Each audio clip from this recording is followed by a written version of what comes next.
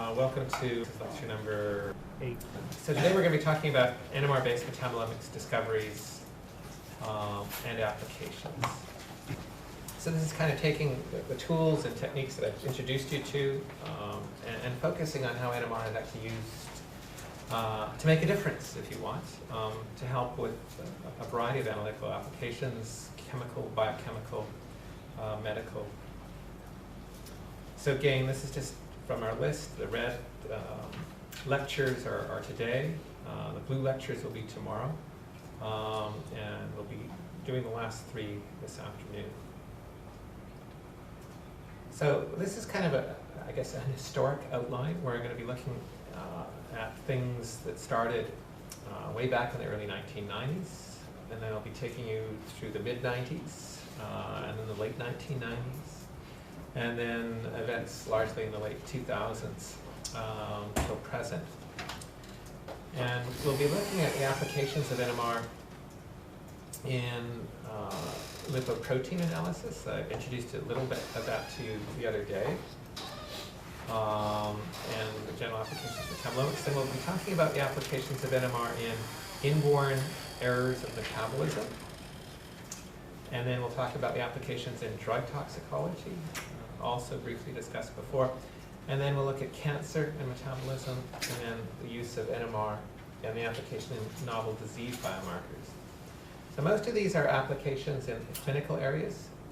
That's not to say that there aren't and haven't been really interesting applications in agriculture, in livestock, in cell systems, or in general discovery, or with other systems as well. But these are ones that I'm familiar with, and the idea is really just to give you a hint at what's possible, and also to give you, I think, some historical context as well.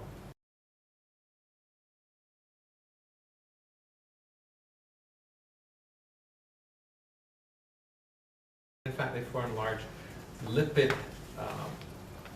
globules that mostly contain a lot of triglycerides and a mixture of phospholipids and some cholesterol.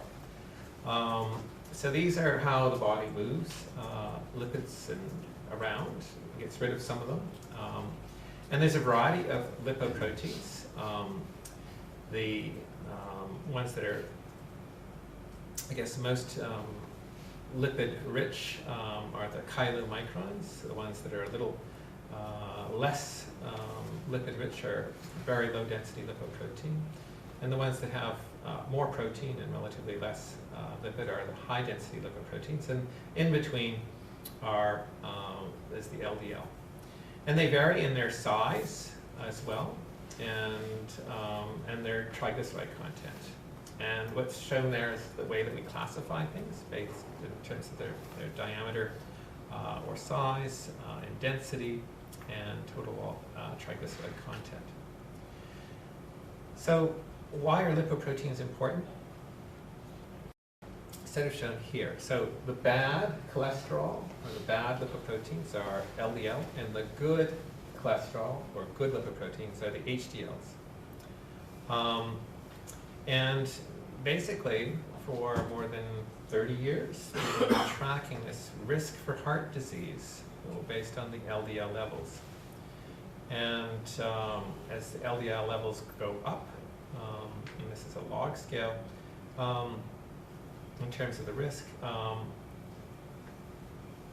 when the LDL goes up linearly, the log scale relative risk goes up substantially. So ideally, you want to have LDL levels down around 40. If it's 4 times that, then you've hugely increased your risk for heart disease. And this is because LDL will typically accumulate in plaques around arteries. And we learned a little bit about trimethylamine oxide and how it induces the foam cells. The foam cells recruit the LDL to build up the plaques. So there's this connection between cholesterol, LDL, TMAO, heart disease, and cardiovascular disease risk. So the way that people measure LDL, HDL, and VLDL is to either use polyacrylamide gel electrophoresis, and so you can see very different bands that are marked there. with the VLDL in one band, kind of sharp, LDL kind of a broader band, and HDL at the very bottom, a lower band.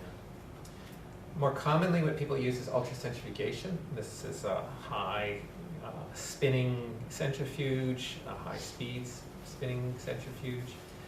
It takes a fair bit of time for all of the particles to spin out and to separate, and then they have to be characterized. And it's kind of an approximate process. And again, you can only distinguish between three classes: VLDL, LDL, and HDL. Now, where NMR comes in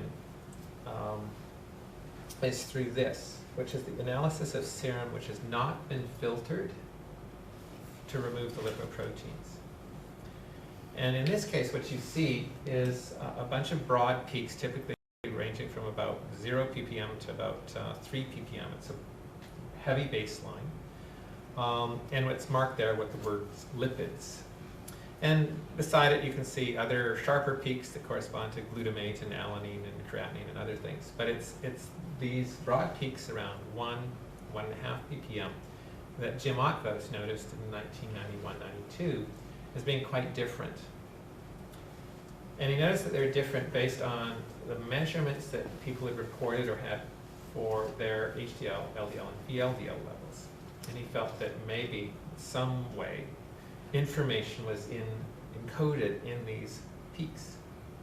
And so initially what he did was he tried to separate or distinguish the peaks just using the three classes: LDL, VLDL, and HDL, and then a large protein peak.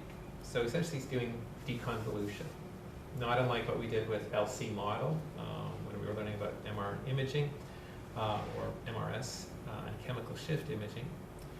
And so what you're seeing here are essentially the top one, a person with relatively high LDL levels, and then on the bottom spectrum, a person with high VLDL levels. And he's also looking at different temperatures for these things, and determined, in fact, at least for the measurements he was looking at, that higher temperatures were somewhat better, or produced better results that better matched the measurements that were reported by centrifugation. So he patented this, and then after he patented it, he extended it. And rather than just looking at three types of lipoproteins, he found that there were essentially up to 15 different classes of lipoproteins. And that by including these 15 different classes, which he was able to get through both size exclusion chromatography and by the analysis of the NMR peaks, he was able to get a much more detailed picture of the lipoprotein profile of individuals. By 1997, he started a company, and that grew to a point where they were doing about 1.5 million lipoprotein analysis a year. The test was approved, and what you're seeing at the bottom is a picture of dozens of NMR spectrometers, which were employed by the company to do essentially automatic lipoprotein profiling. These are all Bruker instruments that they had purchased and had converted into high throughput systems with auto samplers, and these are all 400 megahertz systems, so they weren't really big magnets.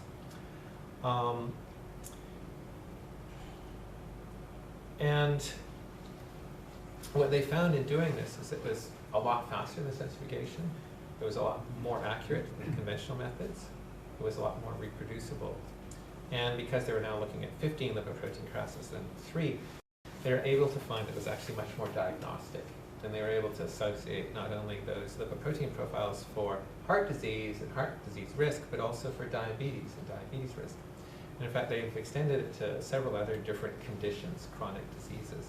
And a number of papers with Jim Otvos' name are in the literature that highlight how useful this approach is. As I said, the company launched its test profiling in 1987, commercial in 1999, more than 1 million tests per year. By 2012, they'd grown to 200 people. And by 2014, they sold the company for $85 million to LabCorp. What's more, they'd also produced their own system, which is called the Vantera analyzer. So there's a bit of falling out, I guess, between Liposcience and Brooker. And I don't know if the system is still sold, but it was, again, designed specifically for lipoprotein profiling. So in many respects, this has been the most successful application of metabolomics by NMR, and in many respects, one of the most successful applications of NMR spectroscopy as opposed to NMR imaging to the clinic. So you might say it's protein NMR, you might say it's lipid NMR. My view is it's actually metabolomics, because in fact they are looking at lipids. They are measuring lipid signals, and they're distinguishing how those lipid signals are differentiated based on the size of the particles that they're associated with. So another application that started emerging in the middle 1990s for NMR-based metabolomics was to look at inborn errors of metabolism. So in the early 1900s, a fellow named Archibald Garrod discovered a number of metabolic disorders, and probably the most obvious one was a disease called alkaptonuria, which will cause urine to turn dark brown on exposure to air. And people with alkaptonuria had other problems, and he was quite intrigued and essentially developed a variety of tests to detect the level of, or quantitate how much homogentic acid was in the system. At the time, they didn't know what caused the urine to turn color. He's the one who identified it, and developed a lot of essentially colorimetric assays. He also identified the relationship between genetics and these disorders, but rather at the time they couldn't sequence people, so it depended on using metabolite measurements and chemical measurements and analytical chemistry approaches. So he wrote the book basically on doing clinical chemistry, and many societies named themselves after Garrod. Turns out if you're under the age of 25, you've probably had a metabolomic test. It's a mass spec test. It's called newborn screening. So Australia, Canada, US, most of Europe, most of Asia now has this sort of thing done. And typically a blood sample is collected on a piece of paper or card, and the blood sample is then sent to a triple quad mass spec, which will allow them to identify up to, in some cases, 15 or 20 different metabolic disorders. The number of tests is actually expanding as more and more people identify different markers for different conditions. So in that regard, metabolomics is also pervasive, and most of you don't know it. And I think as a connection, very few people have ever had a proteomic test, and relatively few people I know have actually had their entire genome sequenced. So given that genomics and proteomics are certainly much more discussed and generally get a whole lot more funding, it's kind of ironic that metabolomics is something that everyone has had a test for, but still barely gets noticed. So inborn errors of metabolism are actually really common, much more common than most people realize. So people who have a lactose intolerance lack the enzyme called lactase, and about 20% of the population has a significant lactase deficiency. About 1% of people have a condition called hemochromatosis, which is a substantial increase of iron. It can lead to early heart attacks. Hyperlipidemia, hypercholesterolemia, combinations of those are at the level of about 0.5%.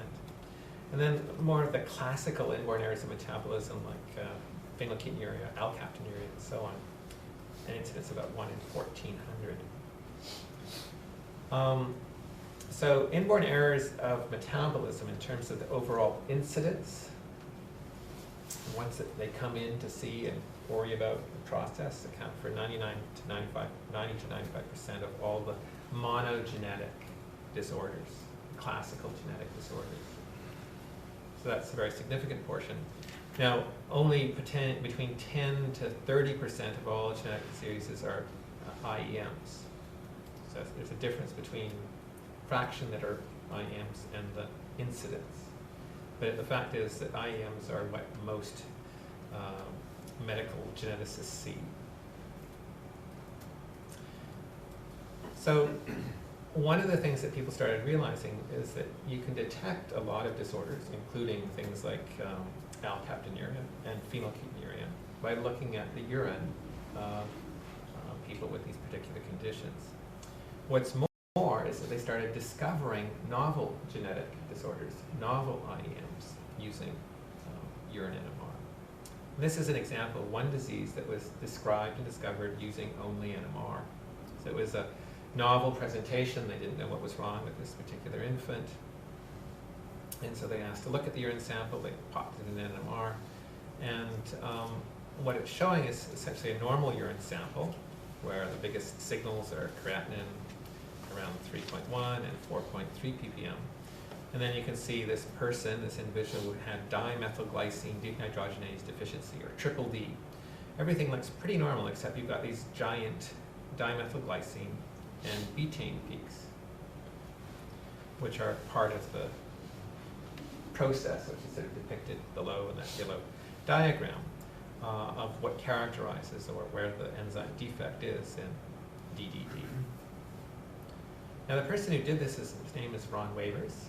He's based in Holland. And he used NMR to identify dozens of different genetic disorders. And he's actually published a really nice book that shows all of the NMR spectra for all of these different metabolic disorders. Some cases it would be urine, some cases it would be blood. So here's a relatively common one called citrullinemia. So this is one where you'll find high levels of N-acetylcitrulline in the blood. Glutaric acid urea, so again, high levels of glutaric acid in the urine. Now these are typically hard to detect by LCMS because the compounds are very polar. And so they were typically missed by using standard LCMS methods, and even some of the GCMS methods. So NMR was beautiful at detecting these very polar compounds. Here's some other ones, examples were methylmalonic aciduria, so again, huge peaks of methylmalonic acid, and then huge peaks with respect to creatinine and creatine. In this case, creatine significantly elevated over creatinine, which is very unusual. So this is called CTD. So it's actually trivial to pick out metabolic disorders, inborn errors of metabolism using NMR. They're exquisitely obvious. You don't need large sample sizes. You just need often one, and it jumps out at you. And some of the first applications in terms of automated NMR grew out of work that we did, where we were working on a whole list. I guess it's about 15 different metabolic disorders here, where we had different cases that have been collected over the years. Things like propionic acidemia, so there's obviously lots of propionic acid. Ketosis, ketone bodies building up, often that's a case of untreated diabetes. Phenylketonuria, distal kinase deficiency, and so on. And we were using essentially an automated deconvolution method, not to identify every compound in urine, but to identify the specific compounds that were characteristic of these diseases, because they were so high and so obvious. And so with that, we were able to get exceptional sensitivity and specificity through this automatic or semi-automatic method of deconvolution. So this is actually my first segue into NMR-based metabolomics. And it was very rewarding to sort of see that, A, we could detect these conditions, and then we could do it semi-automatically through NMR. If you go a little further, you can actually find that NMR, based on what you can see, levels that are detectable in blood or urine, can be used to detect more than 140 different metabolic disorders or conditions. Some of them are genetic disorders, some of them are viral disorders, some of them are conditions related to things like cancer. But these are essentially conditions that are characterizable or identifiable by NMR because the metabolites of interest are above 20, 30 micromolar. That is, they're above the detectable limits. So that makes it potentially a very, very valuable, very useful tool, because many of these things are not easily detected or identifiable using other techniques. So this is something that, as I say, started in 1995 and continued through the early 2000s. It's still certainly feasible. It's just surprising that people actually haven't picked up any further. And to some extent, as I say, these approaches were semi-automated, and what people want is fully automated methods. And so that's partly why we went back to see if we could make NMR automated using things like Basel. So we've talked about lipoproteins, we've talked about NMR and their utility in inborn areas of metabolism. Another application that started emerging in the late 1990s was the application of NMR in drug toxicology. And again, I brought this up before about Jeremy Nicholson picking up on something that the drug industry had worried about for a long time and still continues to worry about. And this relates to the cost of failure. The cost of producing a drug that's toxic, especially at phase 3 or later trials. So if a drug makes it to the public and is approved and later found to be toxic, it can cost drug companies billions of dollars. Some of them have actually become bankrupt because of that. Many drug companies, if there are toxicity and they're a new drug company, and if they make it to phase 2 and find out it's toxic, it's also the end of the company. So if you can identify that the drug is toxic in the preclinical phase, or maybe at latest phase 1, then you can save yourself a lot of money, and save your investors, and save the stockholders and others. So that's where Jeremy Nicholson picked up, and he basically pitched the idea to a large number of major pharmaceuticals, saying, I think I've got a way of doing drug screening and drug toxicology that's better, faster, and cheaper than the current methods. So this led to what's called the COMET Consortium. So it's called the Consortium for Metabonomic Toxicology. So this is the term that Jeremy coined. And it was described back in the paper in 2005, but by then they'd been running for almost 6 years and had collected thousands of samples, mostly on rats. And what he argued was that with NMR, you could save yourselves a lot of time and money. You wouldn't have to do necropsies, which you normally have to do with toxicology. So you feed the rats the drug, you kill them in large numbers at different stages, and then you send them to dissection tables, and they look for damaged organs, damaged tissues all over. And that means doing lots of histology, lots of measurements. What Nicholson proposed was you could put rats into metabolic cages. That's what's shown at the top. And these allow the rats to have a very controlled environment. It allows you to systematically collect their urine and their feces. They mostly looked at urine. And they can also sample the blood from tail veins. It's a controlled environment, so it makes things perfect. And this is, again, sort of emphasizes the idea behind statistical spectroscopy, which we brought out before, which is to make things as uniform as possible. So this is why metabolic cages were largely developed. So the urine was then collected and analyzed by NMR. And what they found is that just from the urine samples of the rats, they could clearly distinguish between which samples or which drugs were causing which disorders. And they could localize the damage. In this case, it's kidneys. And there was a very characteristic metabolic signature that they could see by NMR in the urine of renal damage around the glomerulus, damage around the renal cortex, or damage around the medulla. And these are hard to detect if you're doing histology. But this was clearly obvious. You guys don't have to be a computer to see the differences. And the signatures are very distinct. What's more, not only did you not have to kill the rat, you didn't have to do histology or necropsy, you could let the rat recover and you could do it again and again. So it saved you money. So you got a lot of information about the toxicology for relatively little cost. So these are things that they found over many, many studies where they used both known toxins as well as drugs that were being tested. So tubules, we'd see increases in lactate and certain amino acids. Damage to proximal convoluted tubules was associated with glucose, TMAO, xanthorrhenic acid. So these are all specific markers that they associated and which are now standardly known. So you can do this not only for kidneys, you can do it for liver, you can do it for brain, you can do it for muscle and other tissues. And each of them delivered fairly specific signatures. So COMET is no more, but in fact it's what really launched metabolomics in many respects.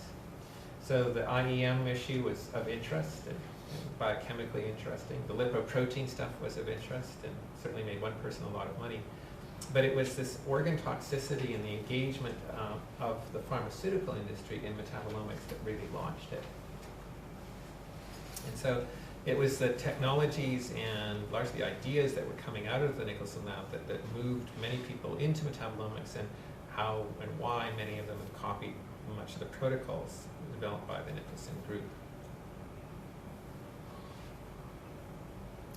So I've talked about lipoproteins, I've talked about IEMs, I've talked about metabonomics or metabolomics and drug toxicology. So I'm going to switch a little bit now to the area of NMR-based metabolomics and cancer. So this is an illustration of how NMR can be useful at several levels. On one side, it's showing how NMR measurements and imaging, this is an MRI or MRS, can be used actually to measure pH. And what you find is that the pH of tumors is very acidic. And this wasn't appreciated so much, and it was certainly the NMR that revealed that. And NMR is a very good pH measuring tool, very expensive, but it allows you to do it in vivo. You can go a little further, and you can use NMR to look at cancer cells. In this particular case, it's shown as sort of this heat map. One side we're seeing normal, the other side we're seeing cancer. It's a list of a whole bunch of amino acids, as well as a whole bunch of organic acids. And you can't see or imagine anything more different in terms of separating between normal and cancer. And what it really emphasizes is that, in fact, cancer is a metabolic disease. Cancer cells are fundamentally different in terms of their metabolism. Now we know that cancer cells divide more rapidly, but in most cases, the body, and certainly your immune system, can't distinguish between normal cells and cancer cells. But metabolically, they're as different as night and day. So this is something that was noticed as far back as the 1920s by a fellow named Otto Warburg, who actually won the Nobel Prize for discovering this. And for many years, the thinking of most cancer biologists was that cancer was a metabolic disease, and that drugs they used to treat cancer were called anti-metabolites. That was the specific name they called them. But then in the 1970s, people just started discovering what were called oncogenes. And about that time, Otto Warburg died. And with him, the whole view of cancer being a metabolic disease also died. Now, for the last 30 years, we've been spending billions looking at the genetic causes of cancer and identifying more than 1,000 different oncogenes and more than 800 different tumor suppressors. And in the course of doing this, I think what people started to realize only in the last 5 or 6 years is that most of those oncogenes and most of those tumor suppressors are actually metabolic hubs. They're enzymes that either activate or control a lot of metabolism, and much of that metabolism is directed at controlling the Warburg effect. What Warburg found is that cancers consume anywhere between 100 to 200 times more glucose than other cells in the body. That's profoundly different. You can't find any other cell that is different in terms of its metabolism than a cancer cell. And that's illustrated in these PET images where dark colors indicate the level of consumption or presence of glucose. And what you're seeing is before, a person who had a lot of cancer, a lot of tumors all over their thorax, up to their neck. And after the treatment, you can see essentially almost all of the tumors are gone. But you can also see where the brain is, which also consumes a lot of glucose, where the bladder is, which accumulates glucose that's being cleared from the body, and then the heart, which also uses a fair bit of glucose. So the Warburg observation was that cancer cells consume huge amounts of glucose, and the term for it was aerobic glycolysis. So most of you have heard of glycolysis, that's what makes wine and beer. That's anaerobic glycolysis. Aerobic glycolysis is something that happens in cells when things have gone wrong. So in normal cell metabolism, cells will take in a small amount of glucose, and almost all of the metabolism will happen in mitochondria. So this is called oxidative phosphorylation. And it's designed to produce a large amount of ATP, but nothing else. Well, it'll also produce a bit of carbon dioxide, which is used to produce bicarbonate, which helps buffer everything in the body and maintains a nice, slightly alkaline pH, around pH 7.4. So you have this glucose processing, which goes through glucose phosphates, bisphosphates of fructose, breaking down to the glyceraldehydes, finally to pyruvate, and eventually pyruvate moved into the mitochondria. What happens in cancer cells is that pathway is broken. So yes, glucose is brought in, but huge amounts of glucose are brought in. And instead of having it processed in the mitochondria basically roll up and die. And almost all of the metabolism takes place in the cytoplasm. And pyruvate, rather than going in through the TCA cycle, is converted to lactate and then dumped out into the surroundings of the cell. So lactate's an acid. So instead of bicarbonate being pumped out, you've got acid being pumped out. pH drops from 7.4 to as low as 6. The other thing that happens is that not only is there increased glucose consumption, there's also increased glutamine import. And glutamine is used in conjunction with glutamate to produce both fatty acids and amino acids, and even nucleosides. What's going on, and you'll notice there's no ATP, or barely any ATP produced. What's going on in aerobic glycolysis is the cell has shifted entirely to producing material to divide. It needs lipids, it needs amino acids for proteins, it needs nucleosides and nucleotides for DNA and RNA synthesis. So it's assembling these things so it can divide.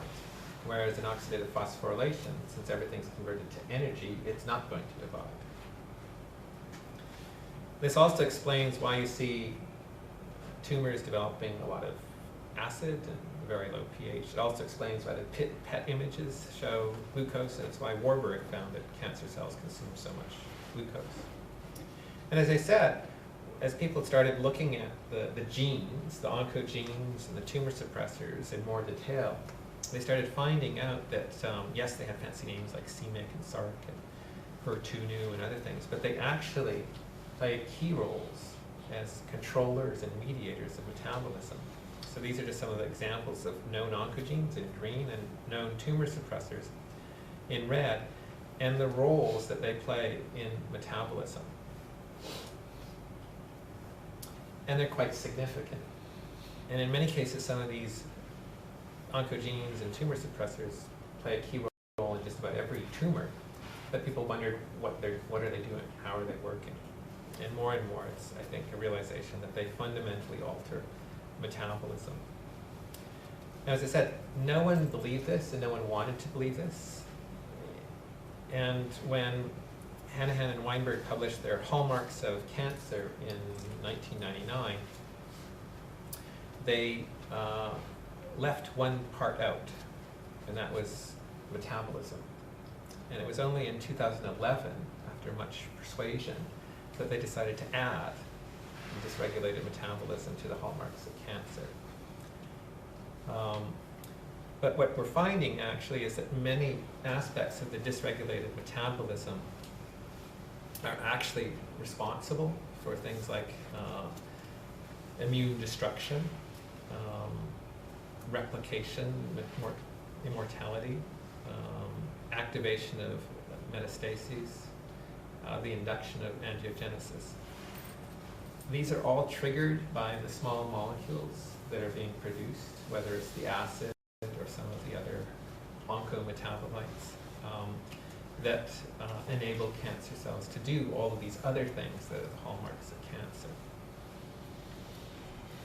So it's through the combination of NMR along with PET imaging and other techniques that people have really found that cancer is largely a metabolic disorder. And it's very striking when you look at samples from cells or tissues that are cancerous.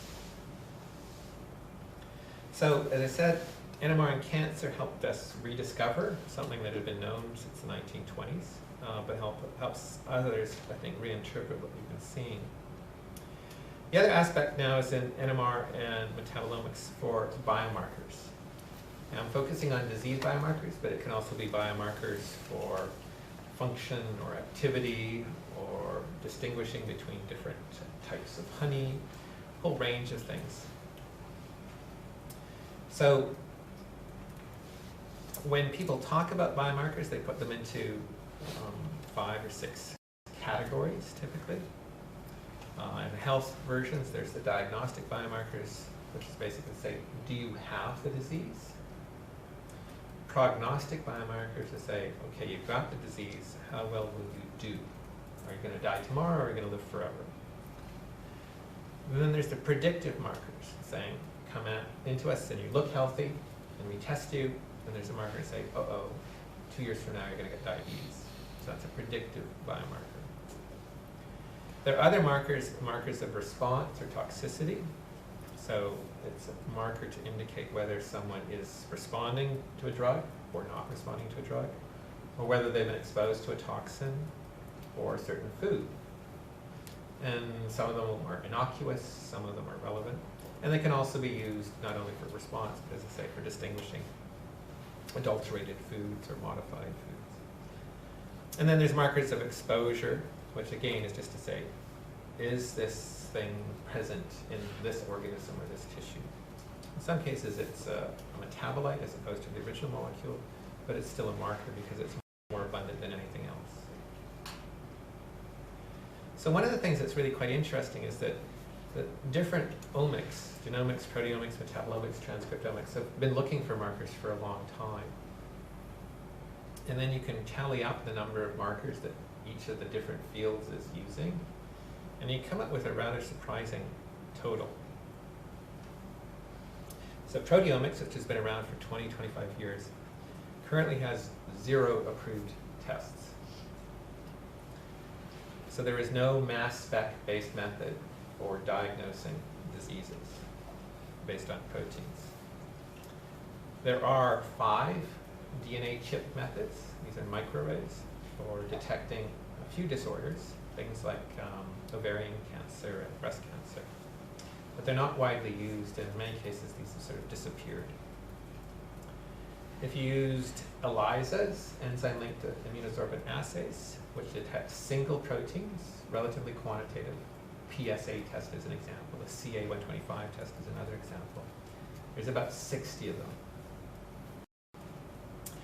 If you look at the genomic tests, the ones that are run by clinics standardly, looking for things like if there's a BRCA1, BRCA2 mutation, testing if you've got cystic fibrosis or others, there's about 100 to 110 genes that are tested. That may represent something on the order of maybe 4,000 or 5,000 different mutations that are tested.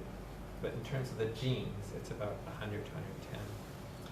If you look at the number of approved tests like coming from the basis of metabolomics or clinical chemistry, it's almost 200. So about 200 different chemicals are now standardly used. Those include those for newborn screening, as well as a lot of the standard tests that most of you have if you go to your doctor. And some of those standard tests include things like measuring glucose, or creatinine, or cholesterol, or triglycerides, or uric acid, along with many different acylcarnitines, amino acids, and so on. So in many respects, metabolomics, even though it's the youngest of the different omics, and even though it's barely gets noticed in the press, actually is having already a very significant impact in terms of markers and biomarkers. Now, most of these markers that are used as chemicals in the clinic are single markers. So glucose is a single marker, creatinine is a single marker. An example of maybe two markers is a phenylalanine to tyrosine ratio. That's typically about as advanced as the markers get for clinical chemistry. What people are trying to do now in metabolomics, given the fact that we can measure more than one metabolite, is to go from one marker to many. But we also have to use a different way of looking at things, because if you've got many compounds, you still want to come up with a decision. So with a single compound, you can say if it's above this, it's bad, and if it's below that, it's good. But when you've got many markers, you have to come up with a more complex formulation. In fact, what you need is a classifier or an equation. And to come up with the equation, you also have to calculate the sensitivity and the specificity of your test. And you have to do a variety of case control studies and validations with different cohorts. So this is where multivariate statistics comes in, and this is what we're going to learn about tomorrow, how you develop biomarkers from metabolomic data. So to track sensitivity and specificity, we plot ROC curves, receiver operating characteristic curves. And basically a good ROC curve should have an upside down L shape, straight up, straight across. And this is plotting out different ROC curves with different qualities. A poor random ROC curve, one where it's just a random test of flipping coins, would be a straight diagonal line, slope of 1. And if we look at the shape, but we can also measure the area under these curves. So we call this area under the ROC curve, or AUC. We can come up with some standard numbers. So an AUC of about 0.75 is the target that most biomarker tests or companies or clinicians aim for. An AUC of 1 is perfect. An AUC of 0.5 is random. So these are some examples of essentially formally approved tests. PSA test is for prostate cancer. It's looking for a specific protein. It's used widely today. Its AUC is about 0.65. It's not great. In terms of mammograms, in terms of their assessment, so it's not a protein test, it's an imaging test, but distinguishing between benign versus malignant tumors, it's only slightly above random. And given the relatively poor AUCs, there's a lot of rethinking now about whether some of these tests should be used in screening or not, because in many cases they cause more harm than good. So it's an issue. Obviously, you'd like to have AUCs that are much better than this. At least they would be far more reliable for making medical decisions. So what I've done here is I've sort of compiled a collection of examples where we've been using NMR-based metabolomics to either predict or diagnose diseases. Now remember, what we're trying to do is come up with ROC curves where the AUCs are better than certainly 0.6, and to see if we can use these to identify or predict certain diseases. So one area we've been looking in is in pregnancy-related conditions, maternal health. There's a very active group in Edmonton. And they're looking for things that can identify women or pregnancies at risk. So there are a bunch of conditions that include miscarriages that are caused by greater age, smoking, alcohol, weight, gestational diabetes, which again we can identify certain causes and risk factors, early birth, or and again these can often be brought on by high blood pressure, diabetes, infections, preeclampsia, which is sort of the number one cause for maternal deaths and infant deaths in the industrial world. And this also appears to be having related to some aspects of age weight and BMI, whether it's first or second pregnancy. Small babies, fetal growth restriction, that seems to be tied to preeclampsia, but it's also tied to other conditions. And then there's a variety of congenital abnormalities.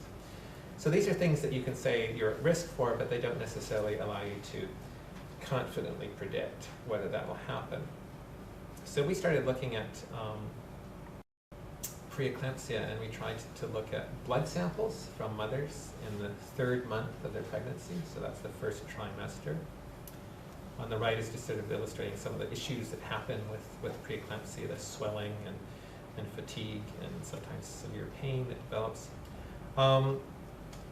And what we found in this case was that from NMR we could detect a number of metabolites that were clearly associated with late-stage preeclampsia. And that the ROC curve for this was 0.96, which is obviously better than 0.6. What's more, this is predictive. The women at this stage are perfectly healthy. They've just learned they're pregnant. They will or were to develop preeclampsia about 3 to 4 months later. If you know that someone's going to develop preeclampsia, there's a very simple treatment. Aspirin is one method that works. Viagra is another. More serious than late-stage preeclampsia is actually early preeclampsia. This is something that happens at 6 months or 7 months, as opposed to, say, 8 months or 7 or 8 months with late preeclampsia. And what we've done is we had a very significant finding initially, getting an AUC of about 0.99 initially. And then we did a follow-up study and validation on the set. And we found a gain, not 0.99, but 0.92. So again, this suggests that early preeclampsia is also easily predicted. And again, this is using NMR, using metabolites in the serum. And this is just using 3 metabolites. Another example is predicting which mothers, expectant mothers, will develop gestational diabetes. Again, collecting blood at 3 months. Again, women being healthy. Can we identify those then that will develop gestational diabetes? And from this, it was a combination of NMR, measuring acetic acid, betaine, and glucose, as well as mass spec, looking for 2 specific lipids. We combine those 5 metabolites, and then we get some information about their family history. We can get a ROC curve of about 0.93. So very accurate in terms of predicting who will develop gestational diabetes. Again, if you know what's going to happen, you can do something about it. Identifying fetuses that have Down syndrome. Typically that's often done at 6 months through amniocentesis. That is quite late in the pregnancy. And if you could identify at the earliest stages which mothers might be carrying a Down syndrome baby, it might help people make appropriate decisions if they wish to. So in this case, using information about just 2 metabolites, you can see ethanol, hydroxybutyric acid, maternal age, which is obviously a strong predictor, and then some information that they can typically get from sonograms. They were able to come up with or we were able to come up with a predictor with about an AUC of 0.88. So it's not great in the sense that it's not 0.99 or anything like that. But at the time that we published this, this was actually better than that could be achieved with any other method. Since then, they've come up with measurements that use free DNA that you can isolate in the serum, and this is actually, that method appears to be generally more accurate. We've looked at congenital heart defects, and we use both NMR and mass spec to see if we could identify at age 3 months or pregnancy 3 months which fetuses would have congenital heart defects. And again, it was just a small number of metabolites proved to be very, very accurate. In this case, the NMR didn't reveal the most informative metabolites. It was actually the mass spec ones. But it's an example where you should use more than just one application or one tool to measure things. On the other hand, we did use NMR exclusively for looking at the prediction of cancer cachexia, and we came up with a model that used about, I think, 5 or 6 metabolites. So this is a condition that develops when people have cancer. About half of all cancer patients will develop, and it's characterized by muscle wasting. And it's a very serious condition. It's those who develop have increased mortality, a much shorter lifespan, much lower quality of life. What we were looking at was urine samples from people who've just been diagnosed with cancer, and then followed up for several months after to see if they developed cachexia. And again, from this sample, we were able to predict the individuals who would develop cachexia with an AUC of about 0.9. If you can predict several months in advance before someone's going to develop cachexia, again, there are diets and treatments that improve outcomes, or in some cases prevent it.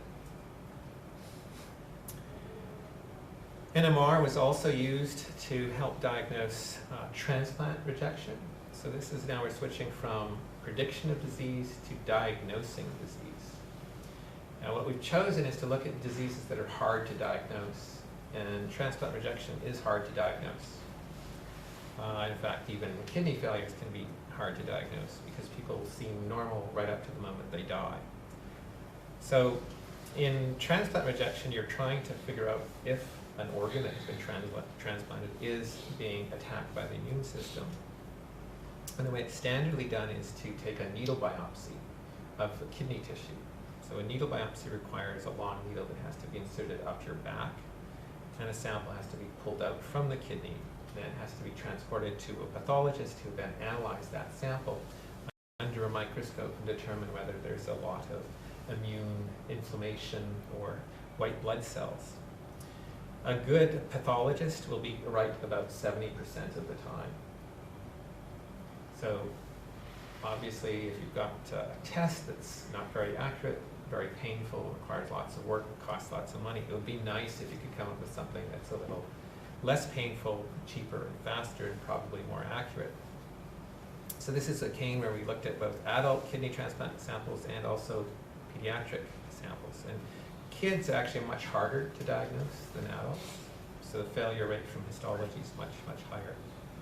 So again, just using urine samples, which are not hard to get, and looking at the NMR of the urine samples, we're able to get exceptionally good ROC curves to distinguish between those who were rejecting and those who were not. Again, using a few metabolites from urine. Chronic fatigue syndrome is another one that we've looked at. Again, this is a condition that is hard to diagnose. It's still even a disputed disorder condition. And it's something that we have no idea which causes it. But it is clearly distinguishable based on metabolism. And this is looking at serum samples. Another condition called eosinophilic esophagitis. It's a constriction of the throat that children develop. They become very slow eaters, have difficulty swallowing. However, you can get other similar kinds of conditions, and it's actually hard to diagnose. They actually have to do throat biopsies, so stick things down your throat and try and scrape away. And obviously, if your throat's constricted, it's pretty painful and obviously not great for kids. If you could do this diagnosis just by looking at the urine, it would save a lot of trouble. And based on the data that we have from a relatively small sample, but sort of subsequently validated, it is possible to distinguish this and to diagnose it. Heart disease is another one. Again, it's easy to diagnose heart disease in terms of stress tests, but there are different types of heart failure. And the two major ones are called systolic heart failure and diastolic heart failure. And depending on the type of heart failure that's diagnosed, there's very, very different treatments. To distinguish between systolic and diastolic, it can take up to 2 weeks of periodic measurements. So it's a lot of testing, and it's very costly and time-consuming, and often they get it wrong. So again, if you can use a blood test to distinguish between the two, that would be fast and simple. And this certainly suggests that a blood test with a few metabolites can do it very accurately. In the case of colorectal cancer, the way that it's typically diagnosed is through a colonoscopy or through fecal occult blood testing. Fecal occult blood testing is something that most people don't like, as is colonoscopy. So colorectal cancer itself is one of the leading causes of death, and it is, among all the cancers, one of the easiest to treat if it's detected early. So if you can detect polyps, you can treat colon cancer. You actually just snip the polyp off and you're cured. So in the case of colonoscopy, each one costs between $500 and $1,000. You usually have to take 1 to 2 days off before or after. It's not the most pleasant experience. In the case of fecal occult blood tests, only 5% of people comply with the test, because no one likes bringing in samples like that to their doctor. So both with cost and compliance, and likewise the fecal occult blood test has a ROC curve of about 0.51, so it's pretty much random. So if you could do something that's easier, something where people are more compliant, something that costs less, it would suggest maybe a urine test would be better than a colonoscopy or a fecal occult blood test. And so in fact we've worked with a group of gastroenterologists and have assessed the performance of a urine test, looking at a bunch of compounds. Initially 12 or 13 were identified via NMR. It's since been shrunk down to 3. And you can adjust the sensitivity or specificity depending on the type of test or type of outcome you want.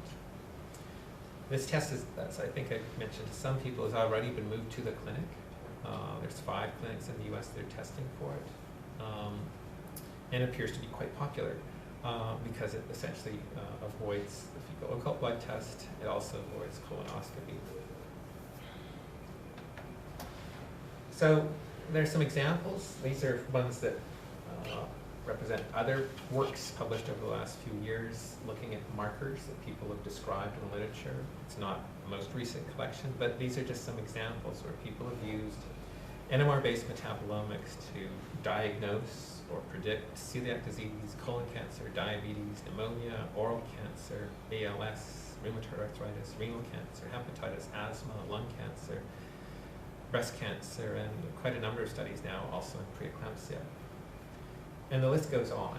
And in fact, it's probably one of the most active areas in metabolomics, and one of the areas where NMR-based metabolomics is succeeded perhaps the best. So with that, I'll wrap up. And